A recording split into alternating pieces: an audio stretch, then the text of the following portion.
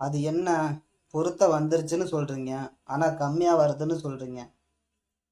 பொருத்தம் பார்க்குறப்ப பொருத்தம் வந்துருச்சுன்னா வந்துருச்சுன்னு தான் அர்த்தம். அது கம்மியா வருது இல்லை கூட வருதுன்னுலாம் ஒன்றும் கிடையாது. முக்கிய பொருத்தம் இருந்துச்சுனாலே போதும். சில பொருத்தங்களை பார்க்கும்போது கவுண்டிங்கை பேஸ் பண்ணி தான் இருக்கும். அதெல்லாம் கணக்கு கிடையாது. 10 பொருத்தத்துக்கு 9 அல்லது 10 பொருத்தம் வந்துடுச்சுன்னா அவங்க நல்லா இருப்பாங்கன்னு, 10 பொருத்தத்துக்கு 5 இல்லைன்னா 6 பொருத்தம் வந்துச்சுன்னா அவங்க கஷ்டப்படுவாங்கன்னு எந்த சித்தர்களும் சொல்லலை. ஒவ்வொரு ஜாதகத்துக்கும் ஒவ்வொரு ஜாதகருக்கும் தனிப்பட்ட குணம், திறமை, யோகம் இருக்கும்.